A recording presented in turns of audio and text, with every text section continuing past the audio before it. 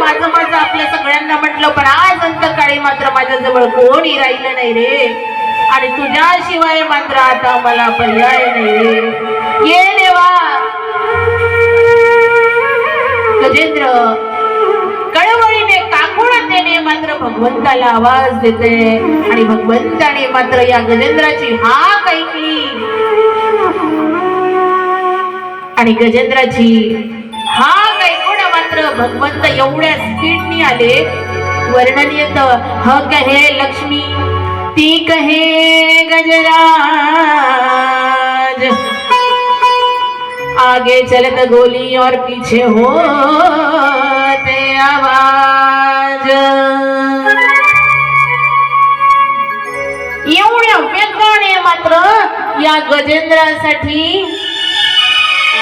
भगवंत धावून आले, आणि एवढं काय तर आपल्या सुदर्शन चक्राने मात्र या मगरीला नष्ट केलं. एकाला वाचवून तारलं आणि दुसऱ्याला मारून तारलं.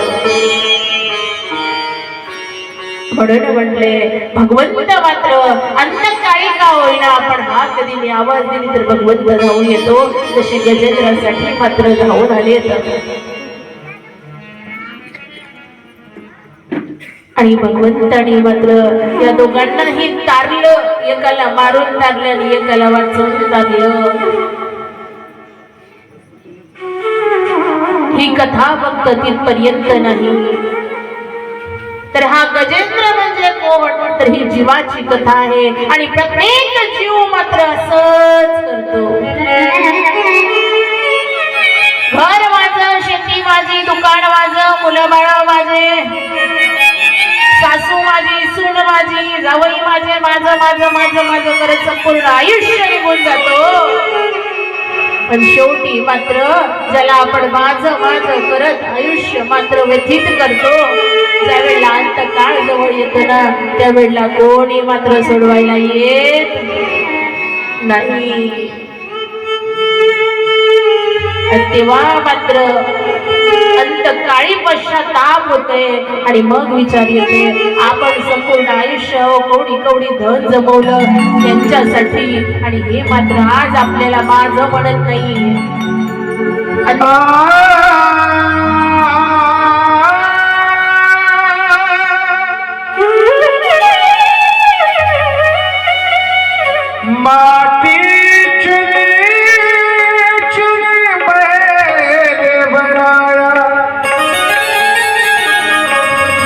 लोग कहे घर मेरा, ना घर तेरा ना घर मेरा, चिड़िया में बसेरा.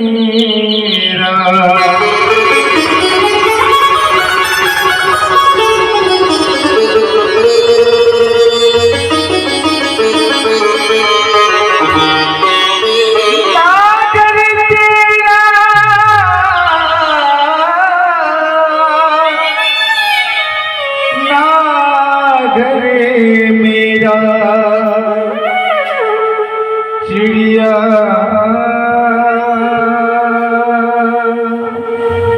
मैंने बसेरा.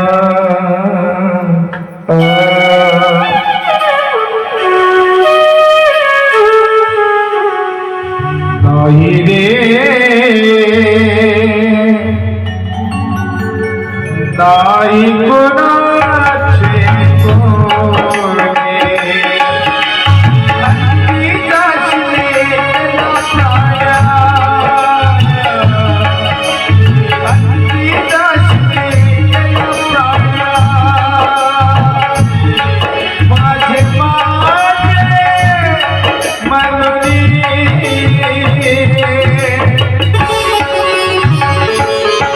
नाही रे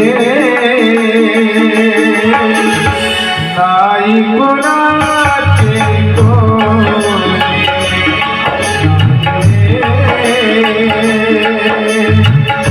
नाही कोणाचे कोणी.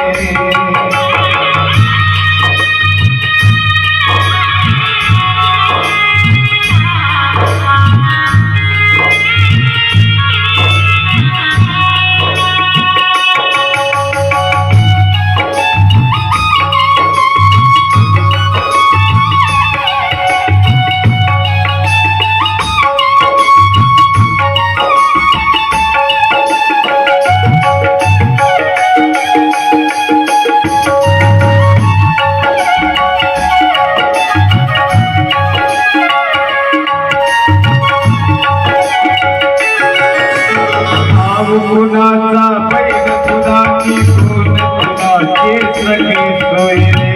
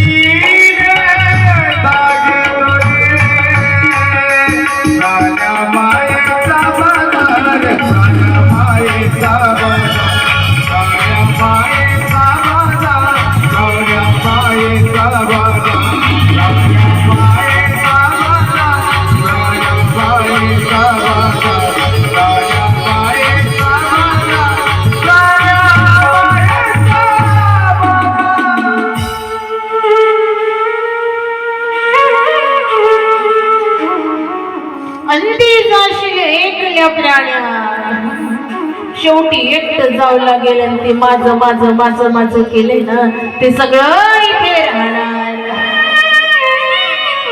ही अवस्था फक्त गजेंद्राची नाही हो, ही अवस्था प्रत्येक जीवाची आहे. आणि म्हणून मात्र माझं माझं संसारात म्हणतो ही सगळी माया आहे.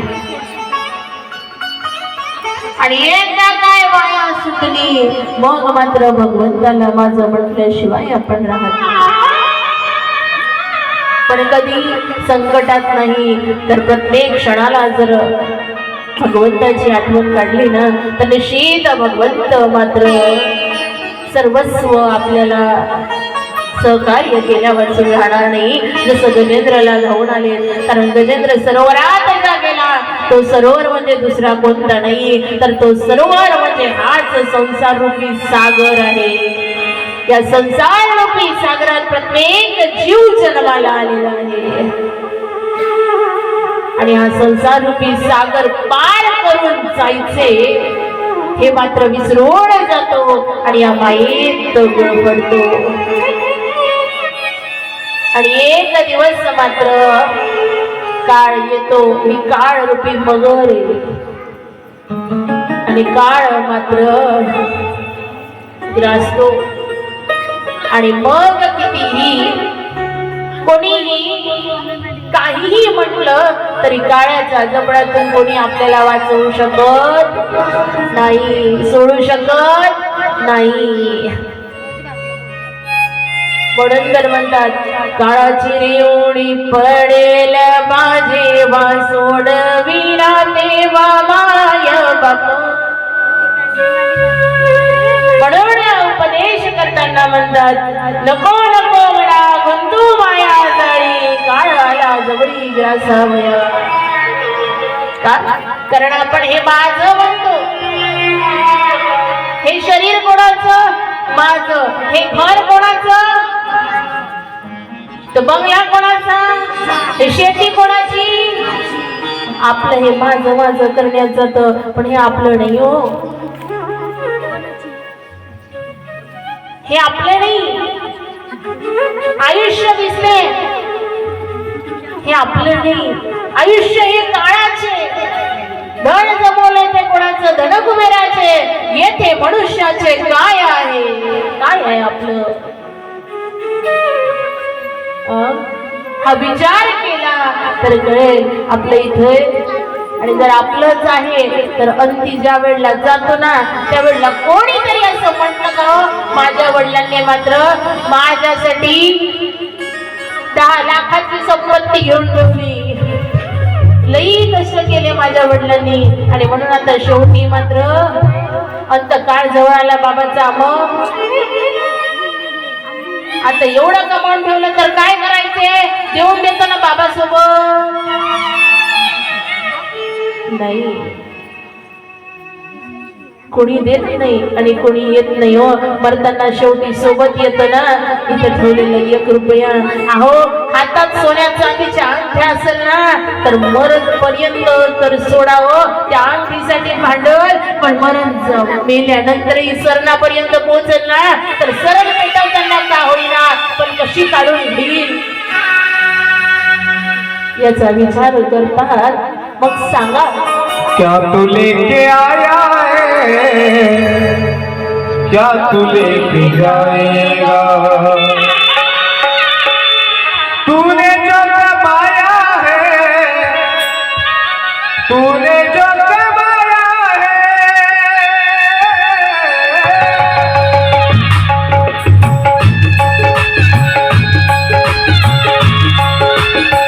ओ, तूने जो कमाया है वो तू सगाई खाएगा।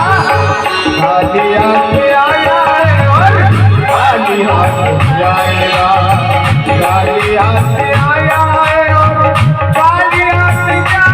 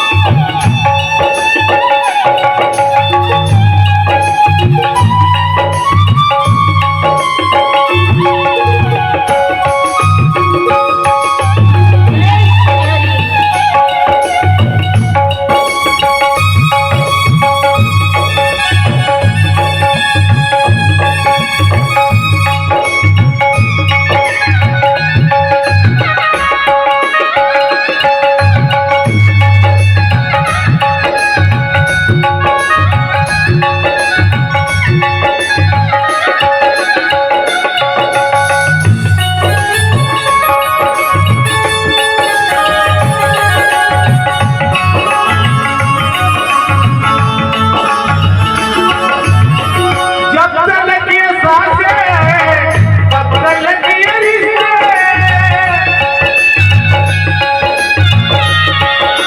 ओ, जब तक ये सांसें हैं, तब तक ये रिश्ते।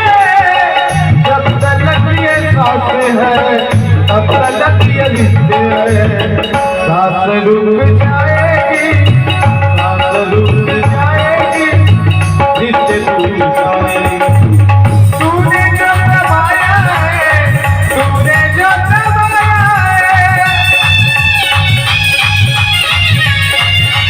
ओ, तूने जो कमाया है वो तू सगाई जाएगा। खाली हाथ आया है और खाली हाथ जाएगा, खाली हाथ आया है और खाली हाथ जाएगा, खाली हाथ आया है और खाली हाथ जाएगा। रिकाम्या हाताने आलोय एवढं सगळं कमवलंय तेही घेऊन जाता येणार नाही म्हणून म्हटले याद रखना सिकंदर के हौसले तो हौले थे पर जब गया दुनिया से दोनों हाथ खाली थे अरे प्रत्येकाला मात्र तिथपर्यंत जायचंय अंतिम सत्य आहे आणि त्याला तिथपर्यंत स्मशानापर्यंत जायचंय आणि स्मशानात गेल्यानंतर मात्र सुंदर अशी एक पाटी लावलेली होती आणि तिथे गेले होतं अरे मंजिल तो मेरी यही थी उम्र बीत गई आते आते क्या मिला तुझे इस दुनिया में अपनों ने जला दिया जाते जाते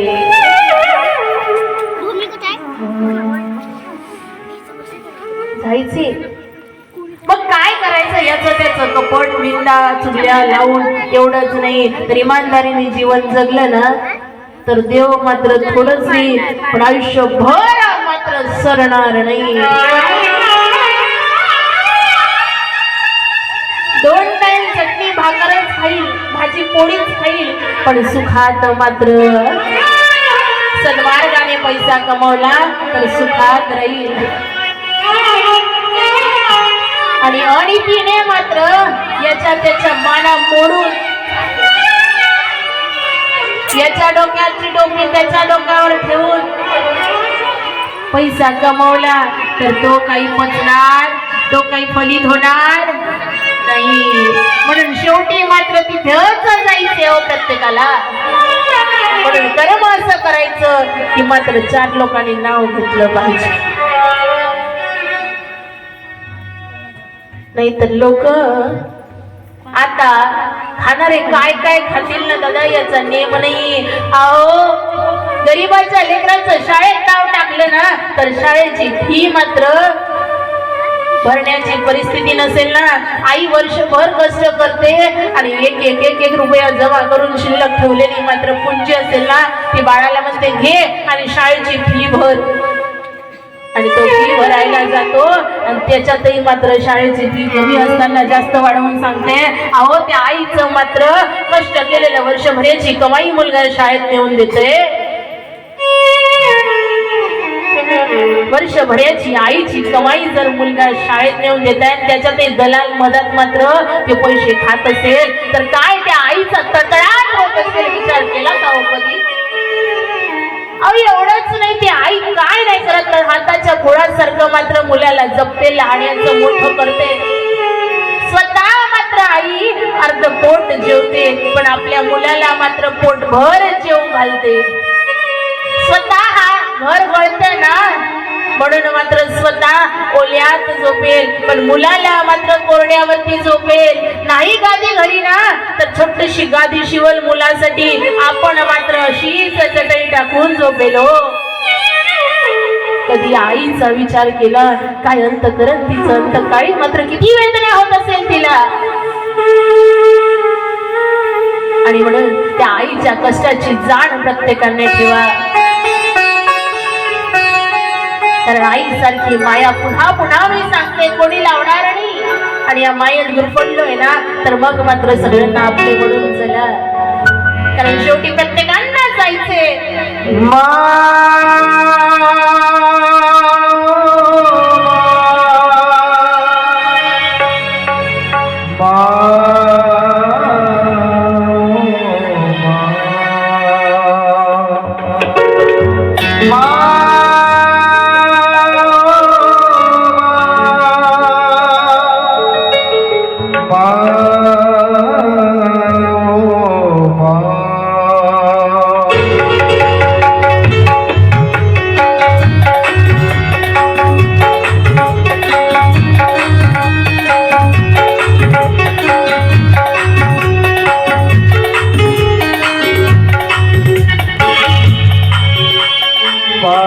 बुलाती है कितना रुलाती है बात बुलाती है कितना रुलाती है याद तुम्हारी जब जब मुझको आती है आती है.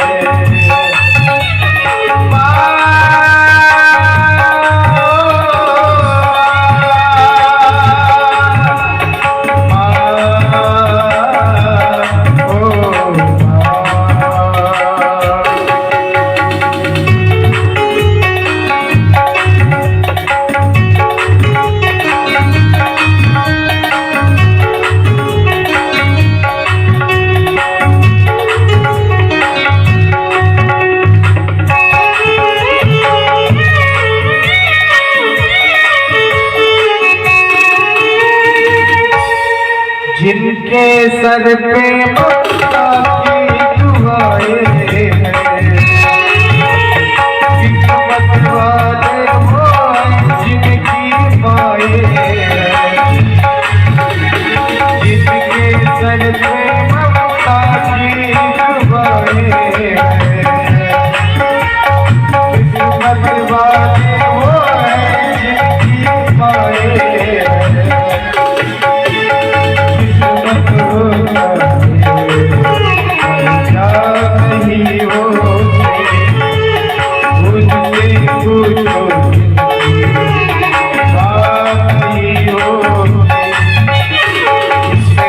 लाती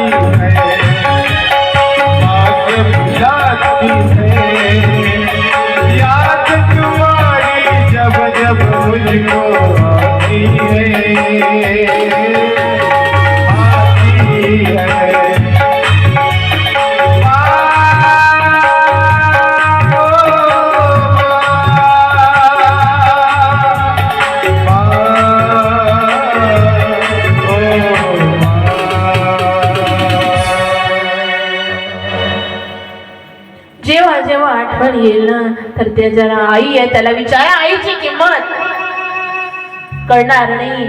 पण ज्याच्या जवळ आई नाही ना त्याला विचारा आईची किंमत. काय त्रास होतोय,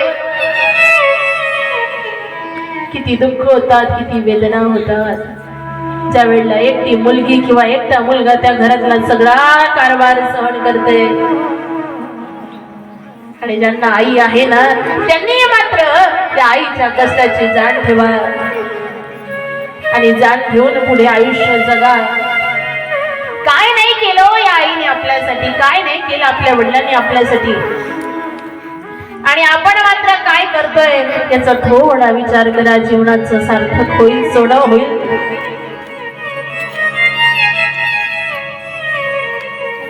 आई वडील मात्र मुलांना कुंभारा परी मात्र घडवतात, तर मोठं झाल्यानंतर त्याही मुलांचं कर्तव्य आहे की आई वडिलांना मात्र म्हातारपणाची काठी व्हायची. पण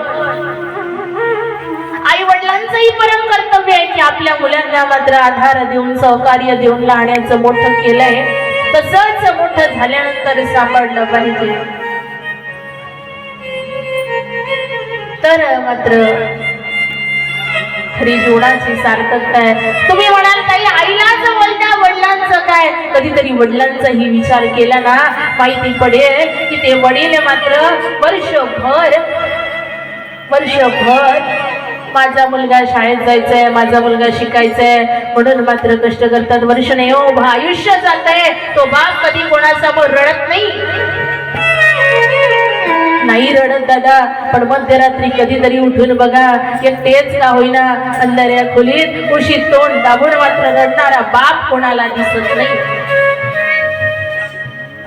अहो मुलगा शाळेत गेला, त्याला चप्पल घ्यायची, जुते घ्यायचे म्हणून वडील मात्र स्वतःची चप्पल घासून छिद्र पडले असेल ना तरी ते वडील मात्र ती छिद्र पडलेली चप्पल घालते. आणि एखाद्याने म्हणावं झालं ना ते चप्पल घालून जमीन टिकते, ते वडील सांगतात दादा या वर्षी मुलाला कॉलेजला टाकलाय, जुते घेऊन दिले ना, पुढल्या महिन्यात मात्र मी नवीन चप्पल घेईन. शाळेत मुलाला कॉलेजला मुलाला टाकलं नाही टाकलं तरी सोय करून ठेवते. कधीतरी बघा वडिलांची बनियान छिद्र पडलेले असते हो, पण मुलाला मात्र नवी टी शर्ट घेऊन दिल्या वाचून वडील राहत नाही. सणासुदीला नाही घेणार स्वतःसाठी कपडे, पण आपल्या मुलांना आणल्याशिवाय राहत नाही. कोणत्याच आई वडिलांना असं वाटत नाही की मी जे सुख भोगलं नाही ते माझ्या मुलांनाही मिळू नये.